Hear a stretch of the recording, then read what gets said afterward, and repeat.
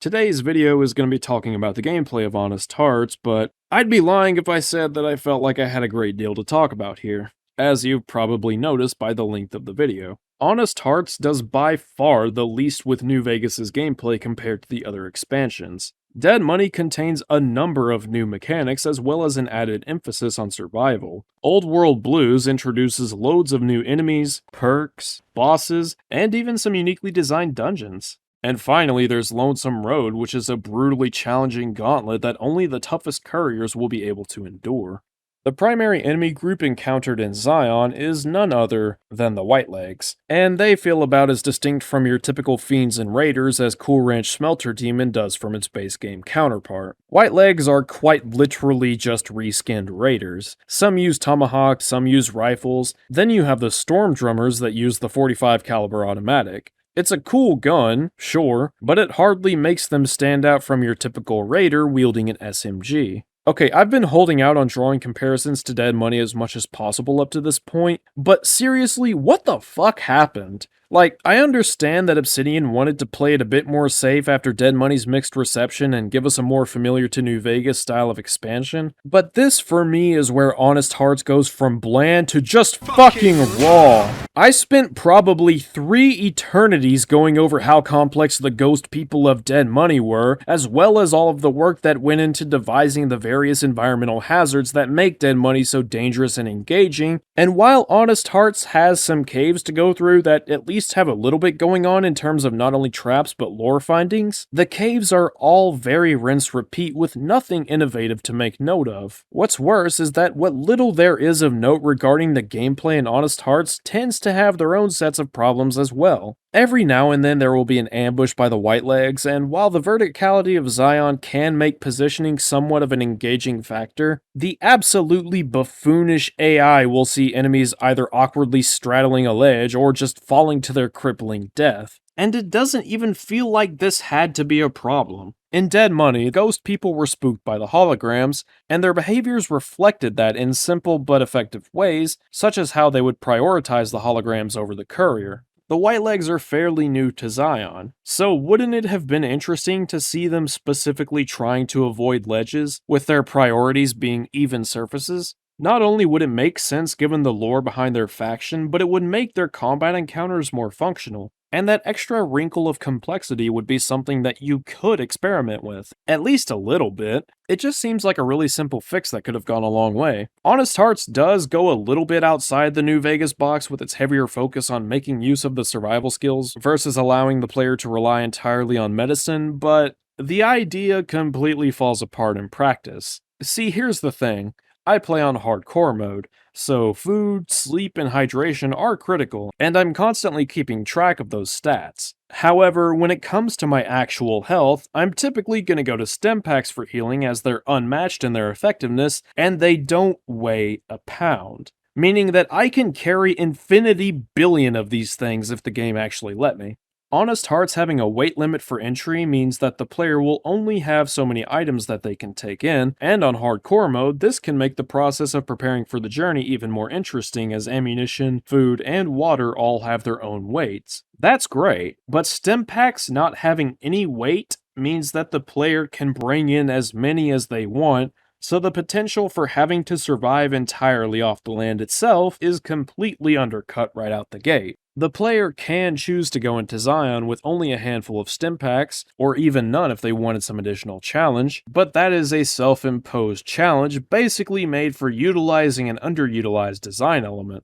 And credit where it's due, I don't even remember seeing stim packs in Zion, so the player will only be able to rely on what they brought in, but it just doesn't matter when I can stock up on a Googleplex of stim packs using the Sierra Madre vending machines and the Gunrunner's arsenal. And it's not even as if utilizing these things requires one to break the game or overly exploit some bad design element. Buy a lot of stim packs, go gamble in the casinos for a while with 10 luck. You'll be fine. What's more is that Honest Hearts isn't even a long DLC, so the necessity to survive doesn't even really come into play unless the player is just screwing around for way too long. I mean, you might take your time on a first run to explore and all that, but beyond the first playthrough, there's very little need for killing so much time. Complete runs of the story alone can last anywhere from 1 to 3 hours, and since the enemies are going to be familiar to basically anyone who's even played the base game for half an hour, there isn't much straining the player's supply. The only thing about Honest Hearts that's going to cause any sort of strain on the player's supplies is the fact that you have to do so much walking for these fetch quests. Alright, look, I don't expect New Vegas to be as engaging with its movement and traversal as Death Stranding, alright?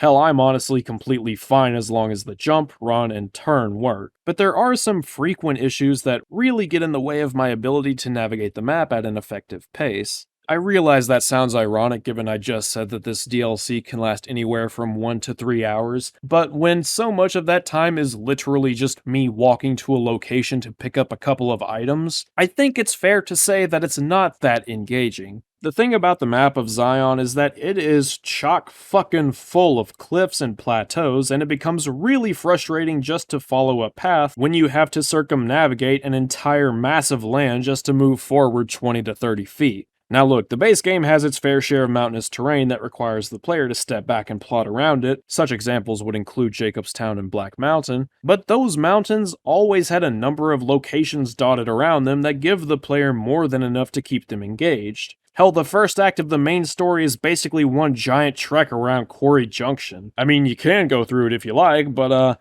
yeah, good luck with that one, mate. Honest Hearts just doesn't have this. The masses of land that jut from the earth quite literally only exist to get in the way of the already monotonous fetch quests. So, in the end, the majority of one's playtime in Honest Hearts is likely to be spent navigating a frustrating environment, with the rest of the playtime being spent talking with characters and fighting reskinned raiders, pitifully weak animals in Yao Guai, which is a reused enemy from Fallout 3. This is incomprehensible to me as a fan of New Vegas. Look, I'll be the first to say that New Vegas has lots of issues when it comes to its core gameplay, but it consistently does a great job at taking the focus off the baser elements, which are pretty lacking, thanks to its use of secondary design elements such as the RPG mechanics, the map, character interactions, and so on. The map of New Vegas is outstanding, and it is littered with various events and side quests that help to ensure the player is always having something to do to keep them engaged. Even in its most isolated areas, the player can encounter a patrolling faction or a caravan. Something, anything to make them go, oh hey, let's check that out. Honest Heart simply lacks any systems to ensure that the player is engaged aside from the occasional ambush or maybe seeing a cave somewhere off the beaten path. This is not enough, and it really highlights just how many faults there are in the overall design of this expansion. Also, segue. If the player chooses to fight the Whitelegs, there's a fight in this narrow canyon that culminates in an optional fight with Salt Upon Wounds, who's about as distinct from the Whitelegs as Wulpus and Kulta is from any other Frumentari. If the player chooses to evacuate Zion, they basically just go from point A to B, occasionally fighting off Whitelegs, and occasionally stopping to save tribes of people that have been imprisoned. However, that part is completely optional, and stealth technically makes the fights themselves optional, so really you're just going from point A to point B. You can even talk Salt Upon Wounds into leaving you alone, which I mean, hey, that part is kinda cool, but I already kinda skipped so much. Do I really need to skip the final fight also? You know what, I'm gonna do that. I'm actually gonna do that. Teaming up with Joshua is really cool, albeit kinda bizarre given the context of the evacuation ending, but yeah, whatever. Aside from having amazing stats, he might as well just be a reskin companion with a really cool gun. Though I will say, I do appreciate how trying to go through his inventory, cause, let's face it, we all want that gear, will result in him basically telling the courier to piss off. It's a nice attention to detail, but it's just not enough for me. If I'm being honest, from the bottom of my heart, this expansion is just a slog for me to play through, especially as many times as I have. I'm not about to shy away and put less work into this series than I did my Dead Money review, but goddamn have I considered it. But I'll spare you the rant and leave it at this.